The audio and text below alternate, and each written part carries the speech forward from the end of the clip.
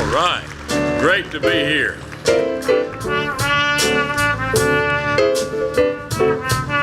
The preacher man said it's the end of time, and the Mississippi River, she's a-going dry. The interest is up and the stock market's down, and you only get mugged if you go downtown. I live back in the woods, you see, my woman and the kids and the dogs and me. We got a shotgun, a rifle, and a four-wheel drive, and a country boy can survive. Mississippi's gonna survive, folks. Thank y'all. God bless you so much. Thank y'all for having me. Thank y'all. Let's thank our band for that little intro. Ladies and gentlemen, I think those sentiments from the great Hank Williams Jr. pretty well summarize how people feel today. They summarize how folks feel as they gather around their coffee table and their breakfast table and they're paying skyrocketing prices at record inflation. And when they fill their pumps up and they wonder if they're going to be able to get diesel fuel and gasoline. I think it summarizes how our business community feels as we see federal policies that are literally tearing apart the fabric of our economy. But ladies and gentlemen, I am a country boy, and I know we're going to survive. And I know Mississippi, the great rural state that we have, the backbone of our economy is agriculture and the farmers who've been suffering, but they continue to plant the next crop, and we need to give our farmers a hand. We are going to survive. We will. We brought for you today complimentary copies of the state's #1 buy-sale agriculture paper, the Mississippi Market Bulletin. Hope you get copies as you exit or enter, and subscribe to that, because everything I'm going to talk about today we write about in that largest circulated newspaper of the state. The topic of my discussion today is really three points. Number one, I want to highlight our successes. We've had a lot of successes in 2022. And then I want to talk about the realistic, serious challenges that we're facing in Mississippi and in America as we face headwinds in the supply chain and workforce. And third, I want to talk about some very practical solutions that all of us can be a part of as we move ahead. First, I want to talk about those successes. In 2022, as in the last 2 years, we've had a difficult growing season our farmers have faced. You know, we endured the pandemic. Farmers in 2020 produced a record bumper crop. They did the same thing in 2021 despite the supply chain challenges. And this year, despite drought and floods and rain and all the mix of Mississippi weather, our farmers have just about concluded a near record harvest once again. Our farmers are doing the work necessary for us to survive. In January and February of this year, we held right inside this Coliseum the biggest Dixie National Livestock Show and Rodeo ever held in Mississippi. We surpassed records never reached in terms of attendance, in terms of funds raised for scholarships through the sale of champions, in terms of ticket sales. We surpassed $1 million of ticket sales for the first time ever. I'm proud of that.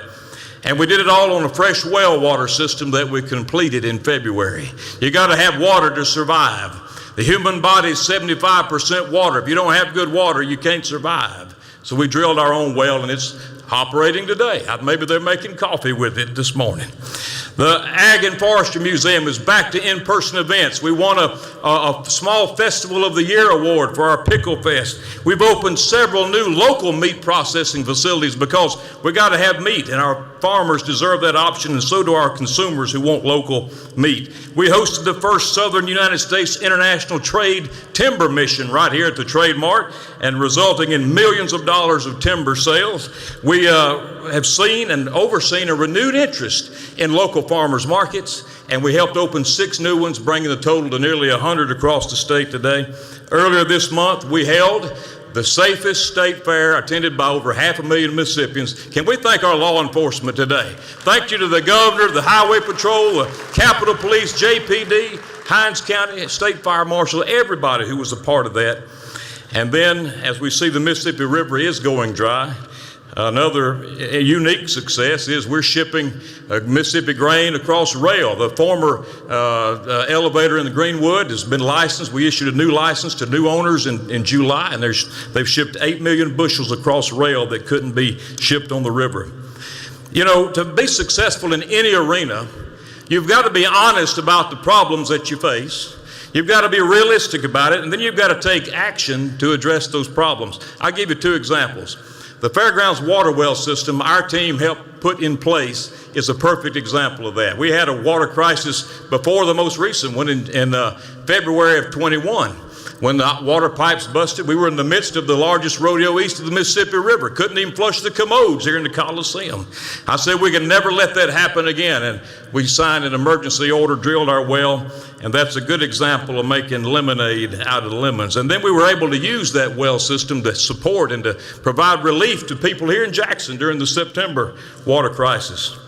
And then, you know, the problems of crime we're seeing around this country. We have way too many violent criminals who should be in prison wandering the streets of not only Jackson, but cities and counties all across Mississippi. And they committed crimes here on the fairgrounds this spring. But from those lemons, we held a multi-agency rebuilding the walls of safety task force, and we had the safest state fair with all the law enforcement agencies working together. And that's another good example of tackling our problems head on. Speaking of crime, we need our legislature to take a good close look at our laws.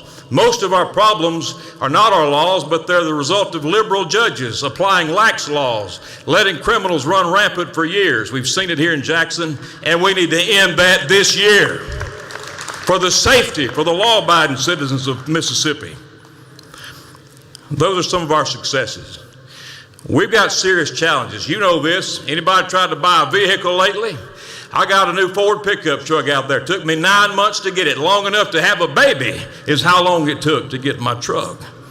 You can't buy one today. Supply chain crises are affecting everything from agriculture to your business. Rail strikes, threatened rail strikes. The Mississippi River is going dry. We see unique challenges, and we've got to be honest about it and realistic about it. In 2022, farmers endured, as consumers have endured, the highest prices for everything, from seed to feed to fertilizer. And it's cost twice as much to get a crop in. But thank our farmers for doing that when you see them. Agriculture allows us to survive. Biggest problem I see is we don't have enough workers.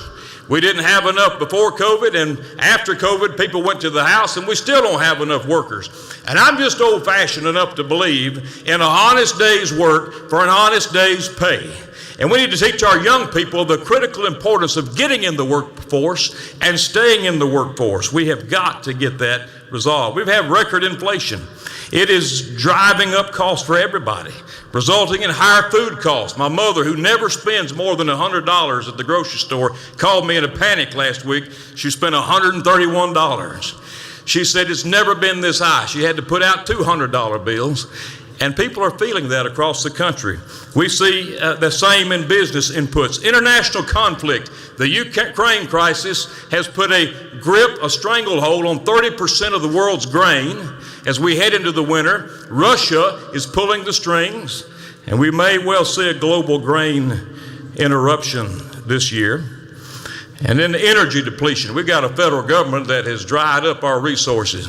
And questions are now, are we going to have enough diesel to get through the winter and to power the trucks? Are we going to have enough gasoline? Listen, it is a fairy tale to believe that we can run America's economy on battery power. It is a fairy tale to believe you can power a tractor and raise a crop on battery power. We've got to have more energy, all the above. And the Mississippi River, the backbone of our commerce in this state, it is dried up. It is still passable, but grain shipments this past week were 83% lower than they were a year ago. This crunch on the supply chain is a real problem, and it's going to have real effects in the coming months. Now, those are challenges. We need to be realistic about it. What can we do about them? Well, we need to make sure we're prepared. The first thing we can do is we must strengthen and support our local food supply infrastructure. beginning by supporting our local farmers, supporting their efforts, buying local food from local farmers. And you know, when you do that, you save 7% sales tax. Every extra dollar people are paying on the high cost of food and high cost of items, 7% is more tax our people are paying today. They can save that if they buy from local farmers. Check out our website at genuinems.com. Genuine Mississippi. Everything grown, raised, crafted, and made right here in the Magnolia State. I believe the greatest investment we can make is investing in ourselves and buying local. When we do that, we're supporting our local economy. And secondly, we need to teach our children. We need to pattern for our young people what it means, the critical necessity of getting up and growing up and going to work and getting a job and staying in the workforce and not counting on some entitlement program for our livelihood. Can I get an amen right there? Thank you for that. And thirdly, we must cultivate the next generation of farmers in this state. Most of our farmers are nearing retirement age. Many of them could have already retired. The majority of them could have retired, will retire soon. We've got to have a pipeline of young people. And I'm so thankful for our 4-H and FFA, some of whom are represented here today. They are our future farmers. We need to encourage them to stay in Mississippi and support Mississippi's largest industry, keep the farms going. And fourth, as a state, we must develop a strategic commercial transportation program. And I've been working with the Mississippi Department of Transportation on these issues. Brad White and his team, the commissioners of transportation, doing a great job there to make sure we have alternative routes. And rail, we need more rail. We need to use our ports more harbors. There is no reason why we're not shipping Mississippi chicken out of the port of Gulfport or the port of Pascagoula or Hancock County. We used to before Katrina. We need more food storage, more distribution capacity. A good example of that, we just cut the ribbon last month on the new Enviva plant in George County, and we're shipping Mississippi wood products now all around the world. As a matter of fact, wood products made in Mississippi, wood pellets are powering the Mitsubishi plant in Japan as a result of that, shipping it out of the port of Pascagoula. And fifthly, something you and I all need to be involved in. We need to support energy, land use, labor, and international trade policies from the local level to the federal level that support agriculture, that support our farmers and commerce, not fight against it. Agriculture is not the enemy. In Europe today, farmers are protesting because their governments have made it next to impossible to farm. We can never allow that to happen in America. It will never happen in Mississippi. It will never happen on my watch. And we need whether it's city planners in Clinton, Mississippi, or policymakers in Washington, D.C., everybody needs to understand agriculture is not the enemy. Agriculture is our lifeblood. Ladies and gentlemen, to borrow that phrase from Hank Williams, Jr., agriculture is how we survive. In closing, I want to thank you for allowing me to serve as your Commissioner of Agriculture and Commerce. I want to thank you for supporting our efforts here, the different events that we have. We host the largest events here, and I'm proud to have this event here. Thank you for coming.